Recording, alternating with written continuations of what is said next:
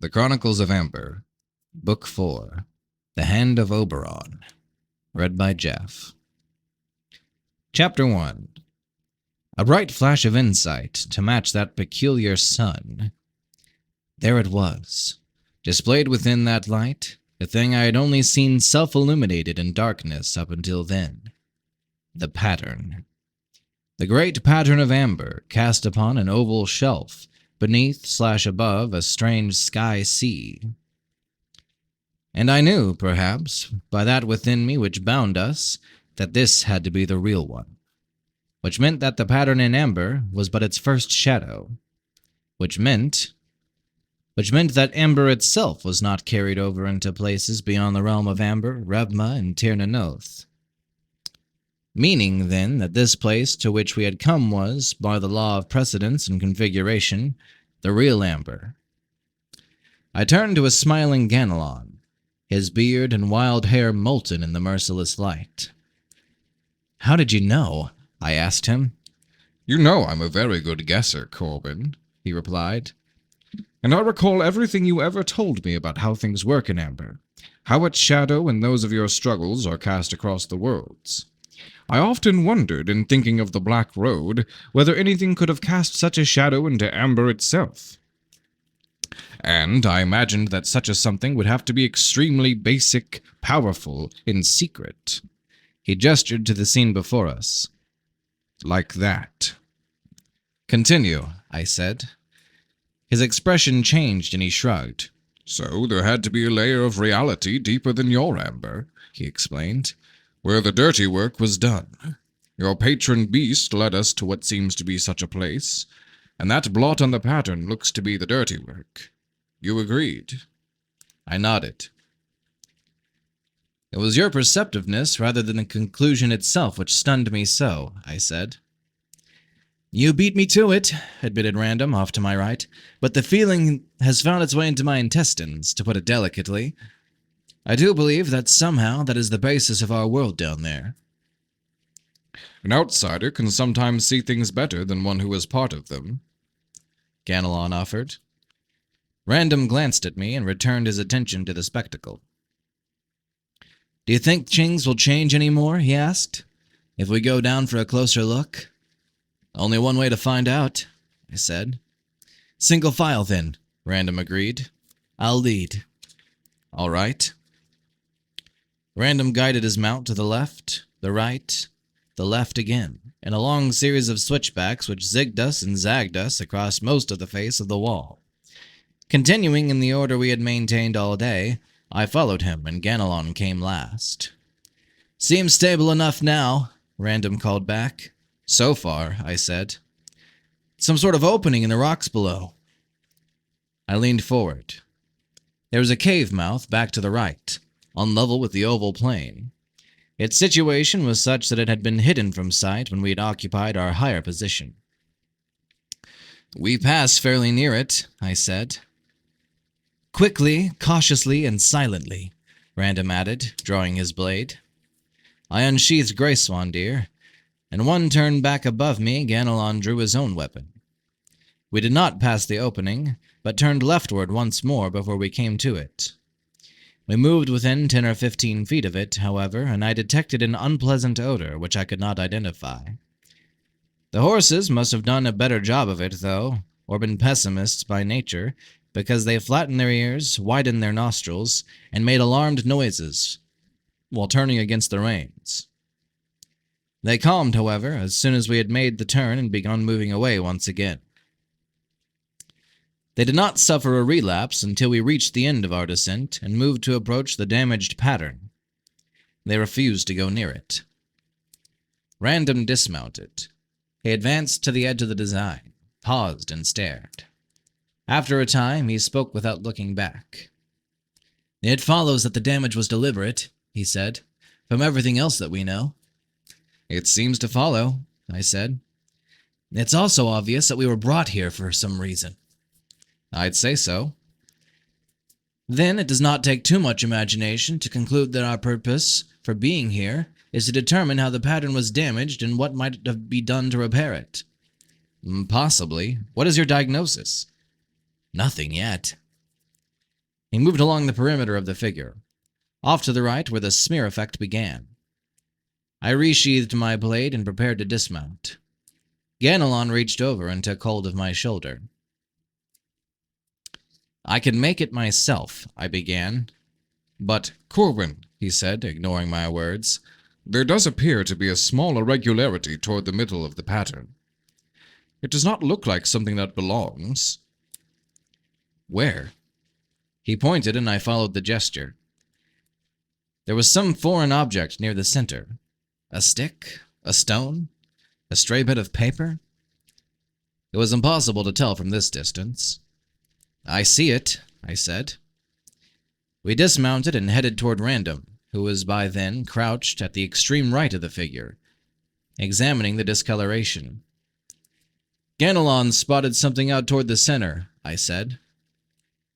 Random nodded. "I've noticed it," he replied. "I was just trying to decide the best way to head out for a better look. I do not relish the notion of walking a broken pattern. On the other hand, I was wondering what I'd be laying myself open to if I tried to heading across the blackened area. What do you think?" "Walking what there is of the pattern would take some time," I said. "If the resistance is on par with what it is at home. Also, we have been taught that it is death to stray from it. And this setup would force me to leave it when I reach the blot. On the other hand, as you say, I might be alerting our enemies by treading on the black. So neither of you is going to do it," Ganelon interrupted. "I am." Then, without waiting for a reply, he took a running leap into the black sector, raced along it toward the center, paused long enough to pick up some small object, turned and headed back. Moments later, he stood before us. "That was a risky thing to do," said Random. He nodded. "But you two would still be debating it if I hadn't." He raised his hand and extended it. "Now, what do you make of this?" He was holding a dagger. Impaled on it was a rectangle of stained pasteboard. I took them from him. "Looks like a trump," Random said. "Yes." I worked the card loose, smoothed down the torn sections. The man I regarded upon it was half familiar, meaning, of course, that he was also half strange. Light, straight hair, a trifle sharp-featured, a small smile, somewhat slight of build. I shook my head. "I do not know him," I said.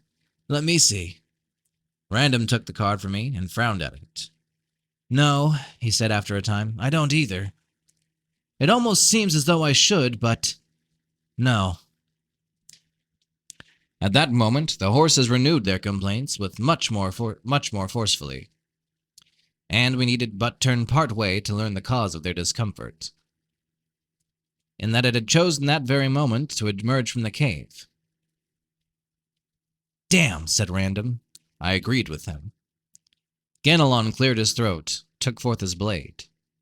"Anyone know what it is?" he asked quietly.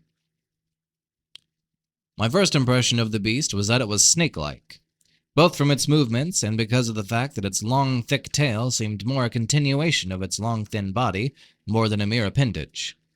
It moved on 4 double-jointed legs, however, large-footed and wickedly clawed. Its narrow head was beaked, and it swung from side to side as it advanced, showing us one pale blue eye and then the other. Large wings were folded against its sides, purple and leathery. It possessed neither hair nor feathers, though there were scaled areas across its breast, shoulders, back, and along the length of its tail. From beak bayonet to twisting tail tip, it seemed a little over 3 meters. There was a small tinkling sound as it moved, and I caught a flash of something bright at its throat. "Closest thing I know," said Random, "is a heraldic beast, the griffin, only this one is bald and purple." "Definitely not our national bird," I added, drawing Gray Swan Deer and swinging its point in line with the creature's head.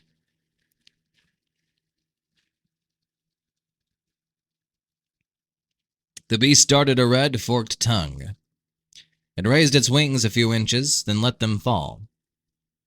When its head swung to the right, its tail moved to the left, then left and right, right and left. producing a near hypnotic, flowing effect as it advanced. It seemed more concerned with the horses than with us, however, for its course was directed well past us, toward the spot where our mounts stood quivering and stamping. I moved to interpose myself. At that point, it reared. Its wings went up and out, spreading like a pair of slack sails suddenly caught by a gust of wind. It was back on its hind legs and towering above us, seeming to occupy at least 4 times the space it had previously. And then it shrieked, a god-awful hunting scream or challenge that left my ears ringing. With that, it snapped those wings downward and sprang, becoming temporarily airborne. The horses bolted and ran. The beast was beyond our reach. It was only then that I realized what that bright flash and the tinkling had represented. The thing was tethered by means of a long chain running back into the cave. The exact length of its leash was immediately a question of more than academic interest. I turned as it passed, hissing, flapping, and falling beyond us. It had not possessed sufficient momentum to obtain true flight in that brief rush upward. I saw that Star and Firedrake were retreating toward the far end of the oval. Random's mount, Iago, on the other hand, had bolted in the direction of the pattern. The beast touched ground again, turned as if to pursue Iago, perhaps appeared to study us once more, and froze. It was much nearer this time, under 4 meters, and it cocked its head, showing us its right eye, then opened its beak and made a soft cawing noise. "What say we rush it now?" asked Random. "No, wait. There's something peculiar about its behavior." It had dropped its head while I was speaking, spreading its wings downward. It struck the ground 3 times with its beak and looked up again. Then it drew its wings partway back toward its body. Its tail twitched once, then swung more vigorously from side to side. It opened its beak and repeated the cawing sound. At that moment, we were distracted. Iago had entered the pattern, well to the side of the darkened area, 5 or 6 meters into it, standing obliquely across the lines of power. He was caught near one of the veil points like an insect on a piece of flypaper. He cried loudly as the sparks came up about him and his mane rose and stood erect. Immediately, the sky began to darken directly overhead. But it was no cloud of water vapor which had begun to coalesce. Rather, it was a perfectly circular formation which had appeared, red at the center, yellow near the edges, turning in a clockwise direction. A sound like a single bell chime, followed by the growl of a bull roarer, suddenly came to our ears. Iago continued his struggles, first freeing his right front foot, then entangling it again as he freed the left, neighing wildly the while. The sparks were up to his shoulders by then, and he shook them like raindrops from his body and neck, his entire form taking on a soft, buttery glow. The roaring increased in volume, and small lightnings began to play at the heart of the red thing above us.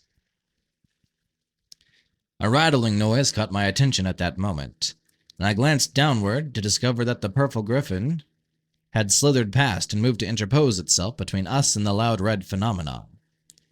It crouched like a gargoyle, facing away from us, watching the spectacle. Just then, Iago freed both front feet and reared. There was something insubstantial about him by then, what with his brightness and the spark-shot indistinctness of his outline. He might have neighed at that moment, but all other sounds were submerged by the incessant roar from above. A funnel descended from the noisy formation, bright, flashing, wailing now and tremendously fast. It touched the rearing horse, and for a moment his outline expanded enormously, becoming increasingly tenuous in direct proportion to this effect. And then he was gone. For a brief interval, the funnel remained stationary like a perfectly balanced top. Then the sound began to diminish. The trunk raised itself, slowly, to a point but a small distance, perhaps the height of a man, above the pattern. Then it snapped upward as quickly as it had descended. The wailing ceased. The roaring began to subside. The miniature lightnings faded within the circle. The entire formation began to pale and slow. A moment later, it was but a bit of darkness. Another moment, and it was gone. No trace of Iago remained anywhere that I could see. "Don't ask me," I said when Random turned toward me. "I don't know either." He nodded, then directed his attention toward our purple companion, who was just about then rattling his chain. "What about Charlie here?"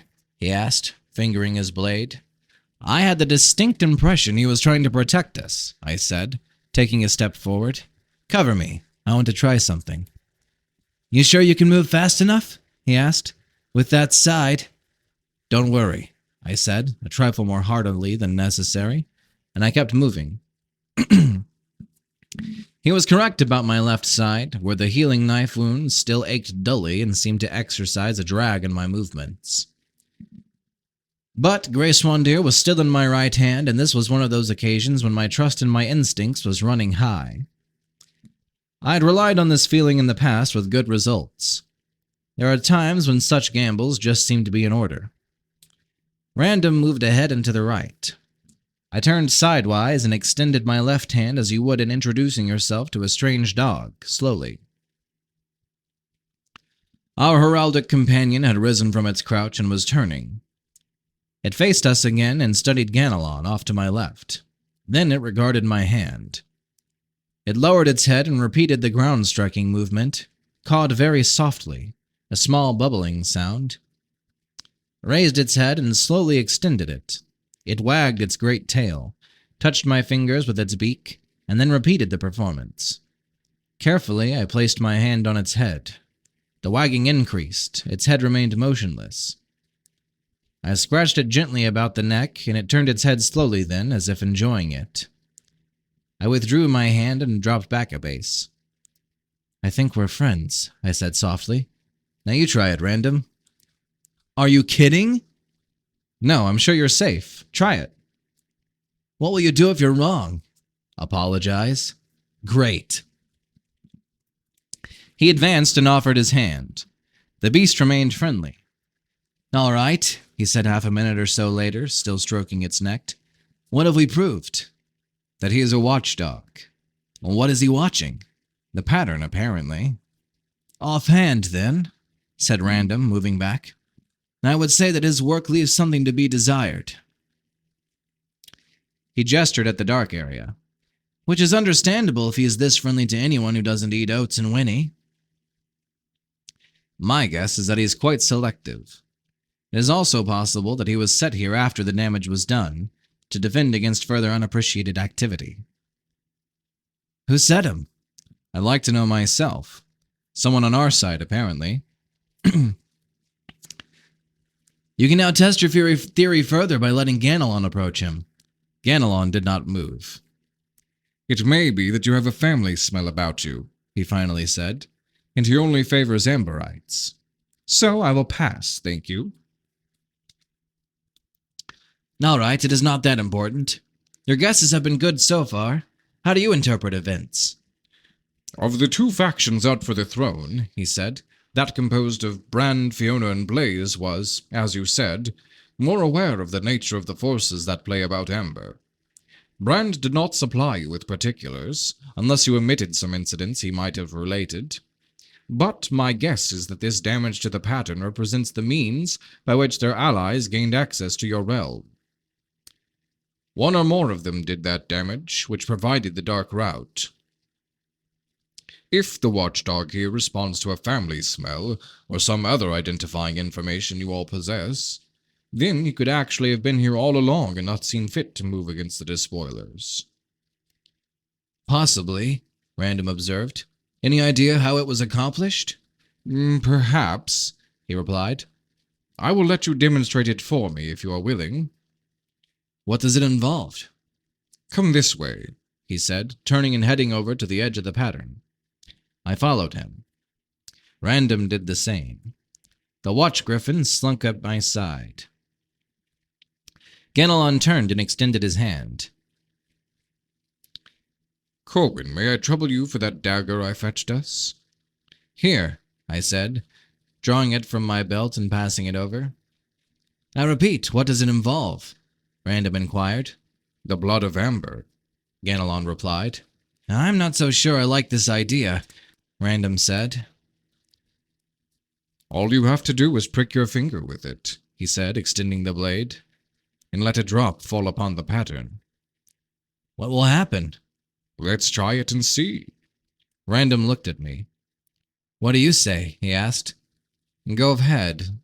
Go ahead. Let's find out. I'm intrigued myself. He nodded. Okay. He received the blade from Ganelon and nicked the tip of his left little finger. He squeezed the finger then, holding it above the pattern. A tiny red bead appeared, grew larger, quivered, and fell. Immediately, a wisp of smoke rose from the spot where it struck, accompanied by a tiny crackling noise. I'll be damned, said Random, apparently fascinated. A tiny stain had come into being, gradually spreading to about the size of a $50. There you are, said Ganelon. That is how it was done. The stain was indeed a miniature counterpart of the mass of blood further to our right. The watch griffin gave forth a small shriek and drew back, rapidly turning its head from one of us to the other. Easy, fellow, easy, I said, reaching out and calming him once more. But what could have caused such a large... Random began, and then he nodded slowly. What indeed, said Ganelon. I see no mark to show where your horse was destroyed. The blood of amber, Random said. You are just full of insights today, aren't you? Ask Corwin to tell you of Lorraine, the place where I dwelled for so long, he said, the place where the dark circle grew. I'm alert to the effects of those powers, though I knew them then only at a distance. These matters have become clearer to me with each new thing I have learned from you. Yes, I have insights now that I know more of these workings. Ask Corwin of the mind of his general. Corwin, Random said, give me the pierced trump. I withdrew it from my pocket and smoothed it. The stains seemed more ominous now. Another thing also struck me. I did not believe that it had been executed by Dworkin, sage, mage, artist, and one-time mentor to the children of Oberon. It had not occurred to me until that moment that anyone else might be capable of producing one. While the style of this one did seem somehow familiar, it was not his work. Where had I seen that deliberate line before? Less spontaneous than the master's, as though every movement had been totally intellectualized before the pen touched the paper. And there was something else wrong with it. A quality of idealization of a different order from that of our own trumps. Almost as if the artist had been working with old memories, glimpses, or descriptions rather than a living subject. The trump, Corwin, if you please, Random said. There was that about the way in which he had said it that made me hesitate. It gave rise to the feeling that he was somehow a jump ahead of me on something important, a feeling which I did not like at all. I've petted Old Ugly here for you, and I've just bled for the cause, Corwin. Now let's have it. I handed it over, my uneasiness increasing as he held it in his hand and furrowed his brow. Why was I suddenly the stupid one? Does a knight in Tiernan slow cerebration? Why? Random began to curse, a string of profanities unsurpassed by anything encountered in my long military career. Then, what is it? I said. I don't understand. The blood of amber, he finally said. Whoever did it walked the pattern first, you see. Then they stood there at the center and contacted him via this trump. When he responded and a firm contact was achieved, they stabbed him. His blood flowed upon the pattern, obliterating the part of it, as mine did here. He was silent for the space of several deep breaths. It smacks of a ritual, I said. Damn rituals, he said. Damn all of them. One of them is going to die, Corwin. I am going to kill him, or her. I still do not... I'm a fool, he said, for not seeing it right away. Look closely. He thrust the pierced trump at me. I stared. I still did not see. Now look at me, he said. See me. I did. And then I looked back at the card. I realized what he meant. I was never anything to him but a whisper of life in the darkness. But they used my son for this, he said. That has to be a picture of Martin.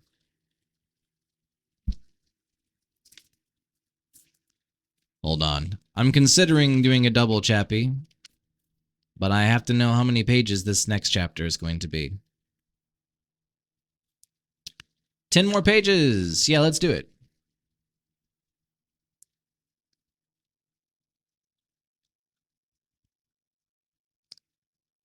Sorry, I'm going to take a sip of tea real fast. Chapter 2. Standing there beside the broken pattern, regarding a picture of the man who may or may not have been Random's son, who may or may not have died of a knife wound received from a point within the pattern, I turned and took a giant step back within my mind for an instant replay of the events which had brought me to this point of peculiar revelation. I had learned so many new things recently that the occurrences of the past few years seemed almost to constitute a different story than they had while I was living them. Now this new possibility and a number of things it implied had just shifted the perspective again. I had not even been aware of my name when I had awakened in Greenwood, that private hospital in upstate New York, where I'd spent 2 totally blank weeks subsequent to my accident. It was only recently that I'd been told that the accident itself had been engineered by my brother Blaze, immediately following my escape from the Porter Sanitarium in Albany. I got this story from my brother Brand, who railroaded me into Porter in the first place by means of fake psychiatric evidence. At Porter, I had been subjected to electroshock therapy over the span of several days, results ambiguous, but presumably involving the return of a few memories. Apparently, this was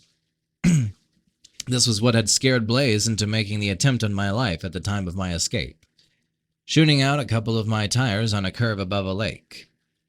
This doubtless would have resulted in my death had Brand not been a step behind Blaze, and out to protect his insurance investment, me.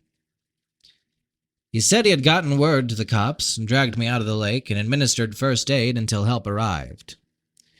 Shortly after that, he was captured by his former partners, Blaze and our sister Fiona, who confined him in a guarded tower in a distant place in shadow.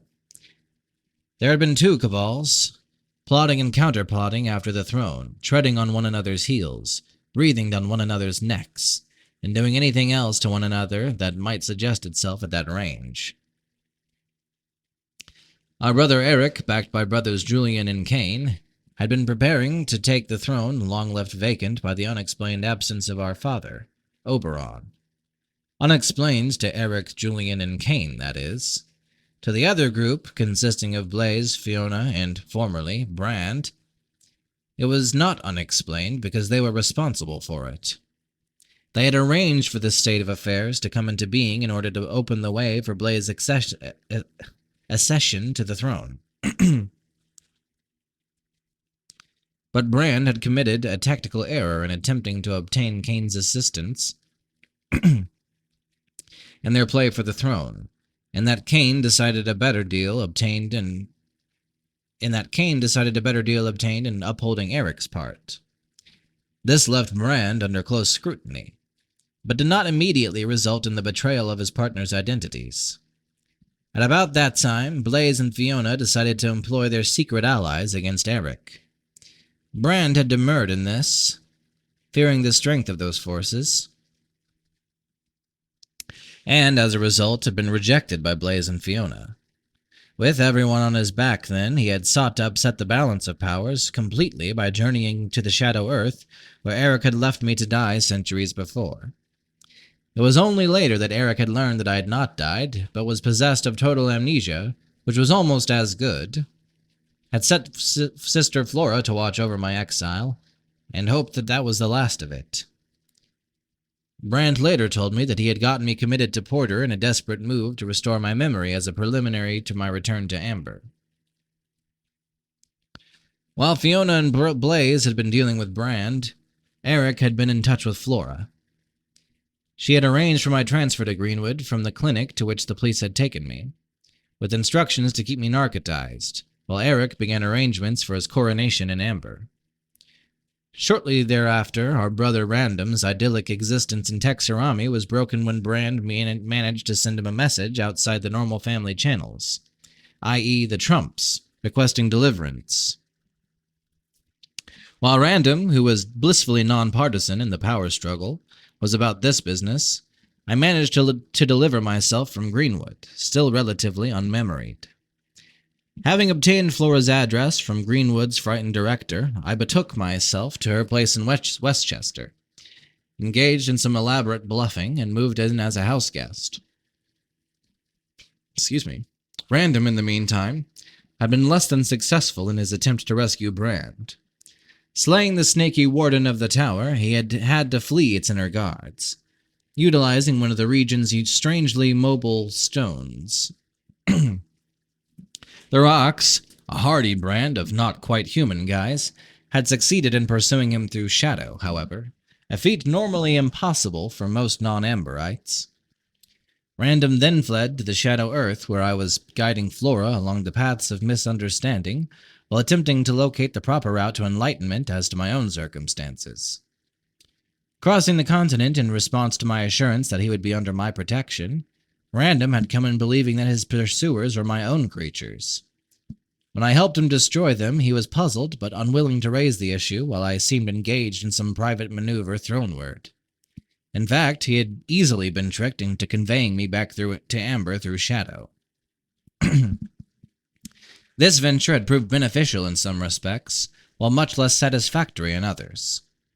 When I had finally revealed the true state of my personal situation, Random and our sister Deirdre, whom we had encountered along the way, conducted me to Amber's mirror city within the sea, Rebma. There I had walked the image of the pattern and recovered the bulk of my memories as a result, thereby also settling the issue as to whether I was the real Corwin or merely one of his shadows. From Rebma I had traveled into Amber, utilizing the power of the pattern to effect an instantaneous journey home. After fighting an inconclusive duel with Eric, I had fled via the Trumps into the keeping of my beloved brother and would-be assassin, Blaze. I joined with Blaze in an attack on Amber, a mismanaged affair which we had lost. Blaze vanished during the final engagement, under circumstances which looked likely to prove fatal, but, the more I learned and thought about it, probably had not. This left me to become Eric's prisoner in an unwilling party to his coronation, after which he had me blinded and locked away.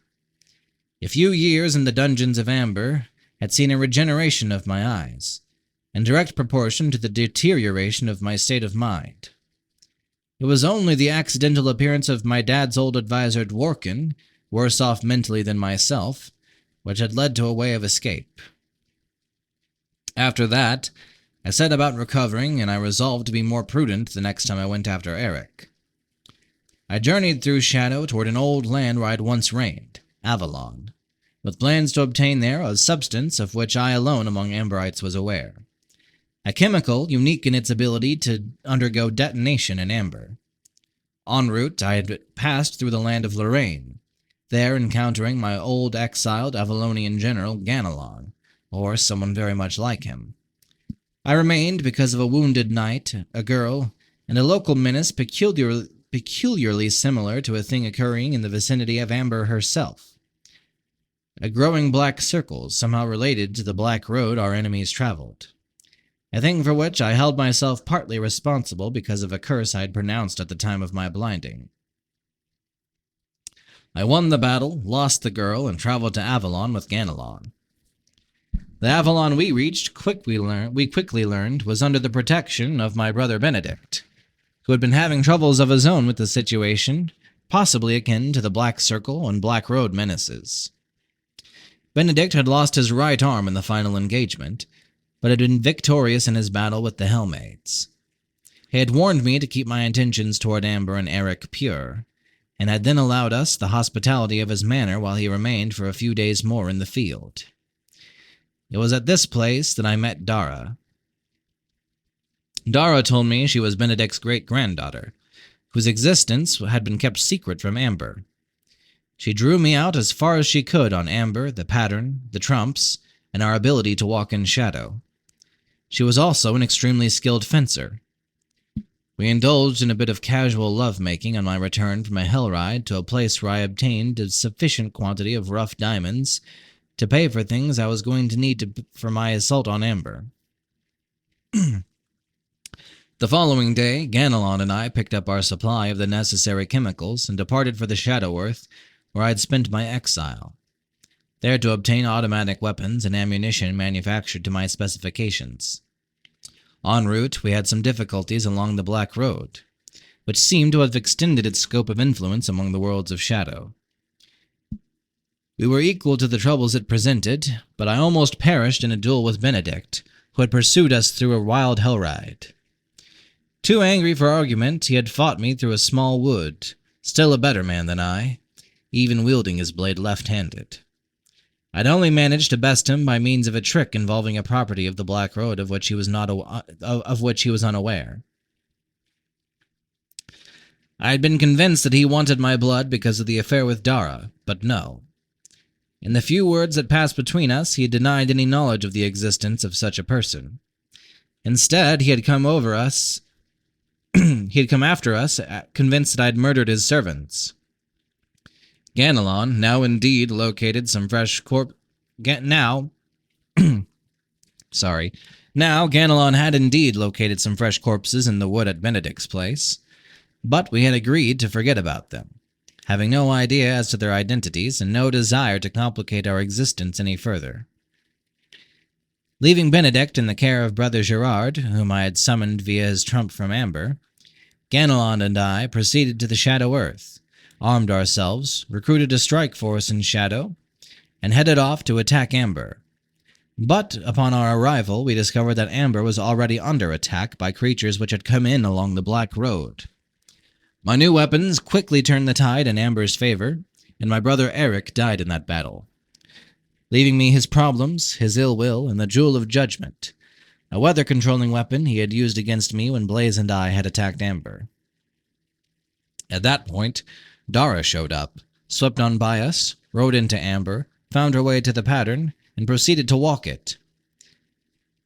Prima facie evidence that we were indeed somehow related. I'm not sure if I pronounced that correctly. Prima facie? Prima facie? Prima facie? Anyhow, during the course of this ordeal, however, she had exhibited what appeared to be peculiar physical transformations. Upon completion of the pattern, she announced that Amber would be destroyed, and then she had vanished. About a week later, Brother Cain was murdered, under conditions arranged to show me as the culprit. The fact that I had slain his slayer was hardly satisfactory evidence as to my innocence, and that the guy was necessarily in no condition to talk about it. Realizing, however, that I had seen his like before in the persons of those creatures who had pursued Random into Flora's home, I finally found time to sit down with Random and hear the story of his unsuccessful attempt to rescue Brand from his tower. Random, subsequent to my leaving him in Rebma years before, when I had journeyed to Amber to fight my duel with Eric, had been forced by Rebma's queen Moira to marry a woman of her court, Vial, a lovely blind girl. This was partly intended as a punishment for Random, who, years before, had left Moira's late daughter Morgantha pregnant with Martin, the apparent subject of the damaged trump Random now held in his hands. Strangely for Random, he appeared to have fallen in love with Vial, and he now resided legendary unicorn of Amber. Huh?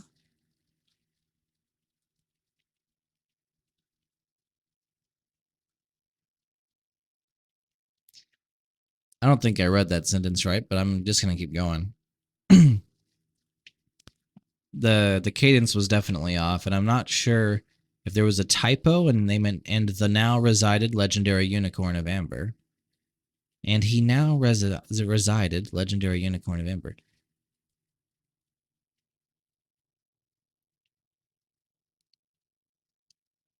That doesn't make any sense. Anyways, after I left Random, I fetched the Jewel of Judgment and took it down to the Chamber of the Pattern. There, I followed the partial instructions I had received for purposes of attuning it to my use. I underwent some unusual sensations during the process, and was successful in obtaining control of its most obvious function, the ability to direct meteorological phenomena. After that, I questioned Flora concerning my exile. Sorry. Her story seemed reasonable and jived with those facts I did possess. Although I had the feeling she was holding back somewhat on events at the time of my accident. She did promise to identify Kane's slayer as one of the same sort of those individuals Random and I had fought at her home in Westchester. However, Angie assured me of her support in anything I might currently be about. Bro, there's something wrong with my brain right now. I just can't fucking read. Also, I'm super congested right now for some reason.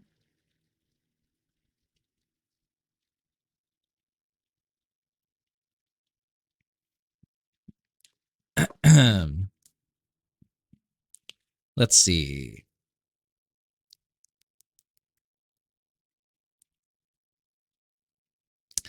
At the time I had heard Random's story, I was still unaware of the two factions and their machinations. I decided then that if Brand were still living, his rescue was of first importance. If for no other reason than the fact that he had obviously possessed information that someone did not want circulated. I hit on a scheme for achieving this, the trial of which was only postponed for the time required by Gerard and myself for returning Kane's body to Amber. Part of this time, however, was appropriated by Gerard for purposes of beating me unconscious, just in case I had forgotten he was capable of the feat.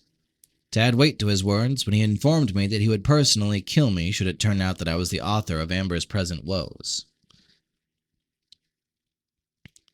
It was the most exclusive closed-circuit fight I knew of, viewed by the family via Gerard's trump, an active insurance should I actually be the culprit, and have a mind to erase his name from the list of the living because of this threat. We journeyed on to the Grove of the Unicorn then and exhumed Kane. At that time, we actually caught a brief glimpse of the legendary Unicorn of Amber. There's a funny typo here where they said unicorn instead of unicorn. That evening, we met in the library of the Palace in Amber. We being Random, Gerard, Benedict, Julian, Deirdre, Fiona, Flora, Luella, and myself. There, we tested my idea for finding Brand. It amounted to all 9 of us simultaneously attempting to reach him via his trump, and we succeeded. We contacted him and were successful in transporting him back to Amber. In the midst of the excitement, however, with all of us crowded about him, as Gerard bore him through, someone planted a dagger in Brand's side.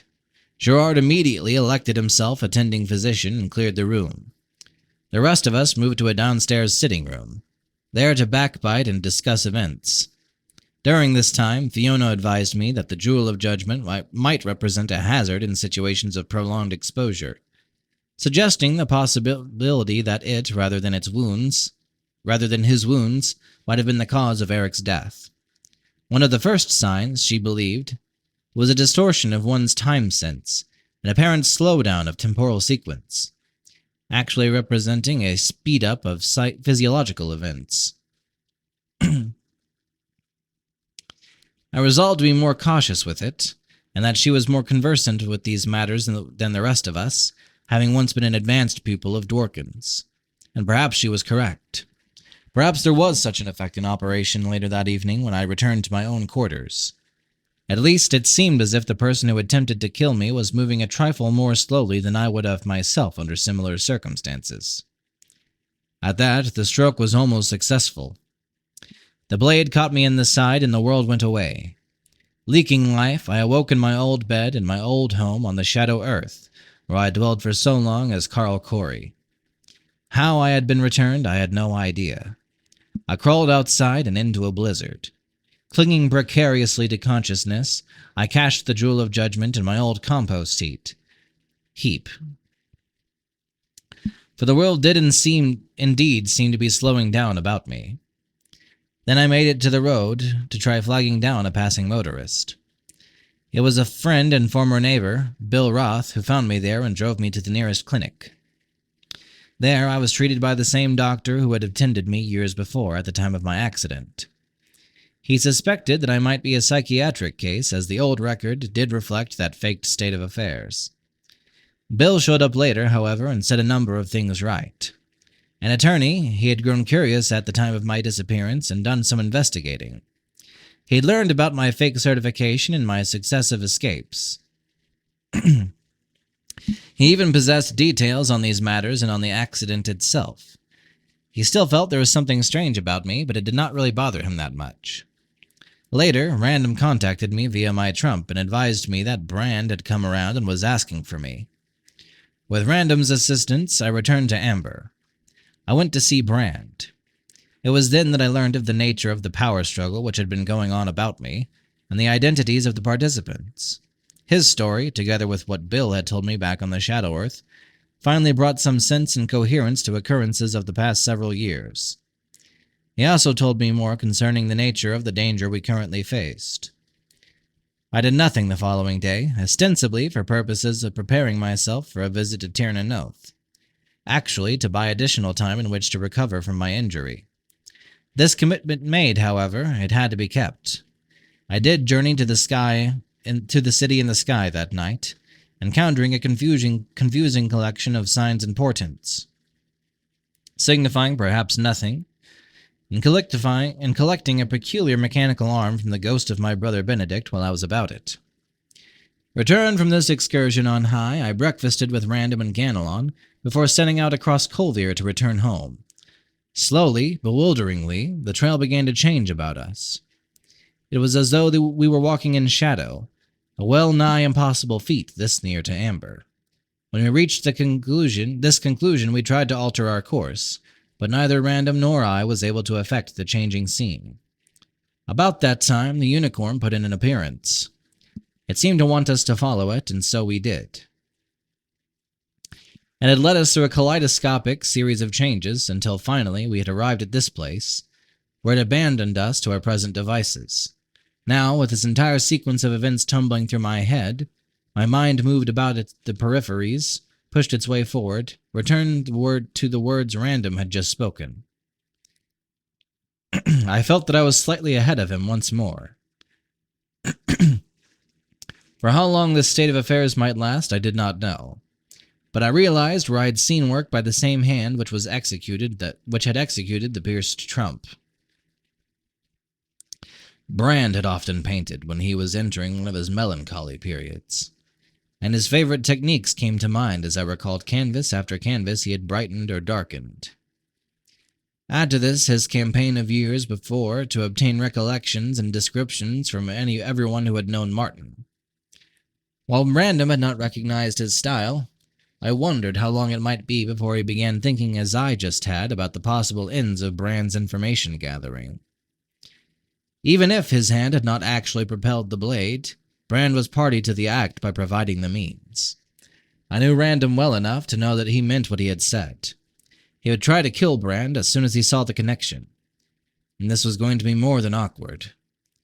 It had nothing to do with the fact that Brand had probably saved my life. I figured I had squared accounts with him by getting him out of that damned tower. No. It was neither indebtedness nor sentiment that caused me to cast about for ways to mislead Random or slow him down. It was the naked, frigid fact that I needed Brand. He had seen to that. My reason for saving him was no more altruistic than his had been in dragging me out of the lake. He possessed something I needed now: information. He had realized this immediately, and he was rationing it, his life's union dues. "I do see the resemblance," I said to Random. "And you may well be right about what happened." "Of course I'm right." "It is the card that was pierced," I said. "Obviously, I don't—" "It was not brought through on the trump, then.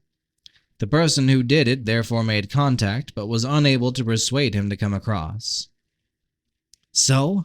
The contact had progressed to a point of sufficient solidity and proximity that he was able to stab him anyway. He was probably even able to achieve a mental lock and hold him there while he bled. The kid probably hadn't had much experience with the trumps." "Maybe yes and maybe no," I said. Llewellyn or Moira might be able to tell us how much he knew about the Trumps. But what I was getting at was the possibility that contact could have been broken before death. If he inherited your regenerative abilities, he might have survived. Might have. I don't want guesses. I want answers. I commenced a balancing act within my mind. I believed I knew something that he did not, but then my source was not the best. Also, I wanted to keep quiet about the possibility because I had not had a chance to discuss it with Benedict. On the other hand, Martin was Random's son, and I did want to direct his attention away from Brand. Random, I may have something, I said. What? Right after Brand was stabbed, I said, and we were walking together in the sitting room. Do you remember when the conversation turned to the subject of Martin? Yes, nothing new came up. I had something I might have added at the time, but I restrained myself because everyone was there. Also, because I wanted to pursue it in private with the party concerned. Who? Benedict. Benedict? What has he to do with Martin? I do not know. That is why I wanted to keep it quiet until I found out. And my source of information was a touchy one at that. Go ahead. Dara. Benedict gets mad as hell whenever I mention her name, but so far a number of things she told me have proved correct. Things like the journey of Julian and Gerard along the Black Road, their injury, their stay in Avalon. Benedict admitted that these things had happened. What did she say about Martin? Indeed. How to phrase without giving away the show on Brand. Dara had said that Brand had visited Benedict a number of times in Avalon over the span of years. The time differential between Amber and Avalon is such that it seemed likely, now that I thought about it, that the visits fell into the period when Brand was so actively seeking information on Martin. I had wondered what kept drawing him back there, since he and Benedict had never been especially chummy. And only that Benedict had had a visitor named Martin, whom she thought was from Amber. I lied. When? Some while back, I'm not sure. Why didn't you tell me this before? It is not really very much, and besides, you had never seemed especially interested in Martin. Random shifted his gaze to the griffin, crouched and gurgling on my right, and then nodded. I am now, he said. Things change. If he's still alive, I would like to get to know him. And if he is not... Okay, I said. The best way to be about either one is to start figuring a way to get home. I believe we have seen what we are supposed to see, and I would like to clear out. I was thinking about that, he said, and it occurred to me that we could probably use this pattern for that purpose. Just head out to the center and transfer back. Going in along the dark area? I asked. Why not? Ganelon has already tried it, and he's okay. A moment, said Ganelon. I did not say that it was easy, and I am positive you could not get the horses to go that route. What do you mean? I said. Do you remember that place where we crossed the Black Road, back when we were fleeing Avalon? Of course. Well, the sensations I experienced in retrieving the card and the dagger were not unlike that upset that came over us at that time. It is one of the reasons I was running so fast. I would favor trying the trumps again first, under the theory that this point is congruent with Amber. I nodded. All right, we might as well try making it as easy as we can. Let's collect the horses first.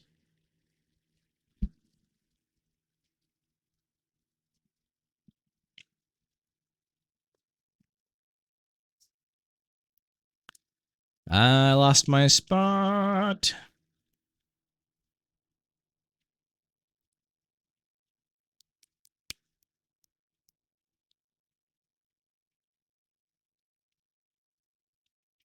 We did this, learning the length of the griffin's leash while we were about it. He had drawn up short about 30 meters from the cave mouth and immediately set up a bleeding complaint. This did not make the job of pacifying the horses any easier, but it did give rise to a peculiar notion which I decided to keep to myself. Once we had things under control, Random located his trumps and I brought out my own. Let's try for Benedict, he said. All right, any time now. I noticed immediately that the cards felt cold again, a good sign. I shuffled out Benedict's and began the preliminaries. Beside me, Random did the same. Contact came almost at once. What is the occasion? Benedict asked, his eyes moving over Random, Ganelon, and the horses, and then meeting my own. Will you bring us through? I said. Horses too? The works. Come ahead. He extended his hand and I touched it. We all moved toward him. Moments later, we stood with him in a high, rocky place. A chill wind ruffling our garments, the sun of amber past midday in a sky full of clouds. Benedict wore a stiff leather jacket and buckskin leggings. His shirt was a faded yellow. An orange cloak concealed the stump of his right arm.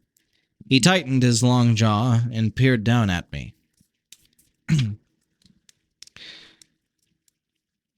Interesting spot you high from, he said. I glimpsed something of the background. I nodded. Interesting view from this height also, I said, noting the spyglass at his belt at the same time that I realized we stood on the wide ledge of rock from which Eric had commanded battle on the day of his death and my return. I moved to regard the dark swath through Garnath, far below and stretching off to the horizon. Yes, he said. The Black Road appears to have stabilized its boundaries at most points. At a few others, though, it is still widening. It is almost as if it is nearing a final conformity with some pattern. Now, tell me, from what point where have you journeyed? I spent last night in Tir na Noth, I said, and this morning we went astray in crossing Colvir. Not an easy thing to do, he said, getting lost on your own mountain. You keep heading east, you know. That is the direction from which the sun has been known to take its course. I felt my face flush. There was an accident, I said, looking away. We lost a horse. What sort of accident? A serious one, for the horse. Benedict, said Random, suddenly looking up from what I realized to be the pierced trump. What can you tell me concerning my son Martin? Benedict studied him for several moments before he spoke. Then, Why this sudden interest? He asked. Because I have a reason to believe he may be dead, he said. And if that is the case, I want to avenge it. If that is not the case, well, the thought that it might be has caused me some upset. If he is still living, I would like to meet him and talk with him. What makes you think he might be dead? Random glanced at me, and I nodded.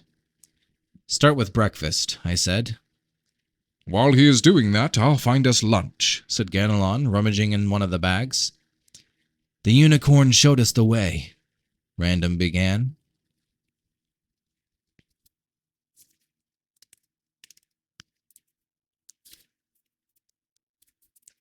And that is the end of Chapter 2 for the Hand of Oberon. Good to start another book. Maybe we'll, let's see. If I'm planning on doing another 7 or 8 videos, it's possible we might even finish Hand of Oberon whenever we reach the end of the daily streak. And then we get to start the Courts of Chaos, which is my personal favorite among the Corwin cycle.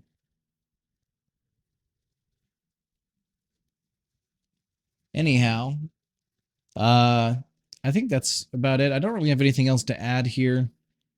Corwin kind of summarized up everything in that second chapter there, which was very convenient, you know. So, although I guess the one thing I do have to say is I do love the recontextualization of the reading. Someone left a comment on the last episode mentioning this, and I agree. The fact that we later receive all this information that completely recontextualizes everything that we have read prior to this is one of the reasons why I think Zelazny is like such a good writer. It's a really good twist, I think. or maybe not a twist so much as a revelation. It's kind of a twist, but it's pretty fun. Oh, anyways, I gotta get a good stretch in after reading. I'll call it there, I think, and I'll see you guys tomorrow.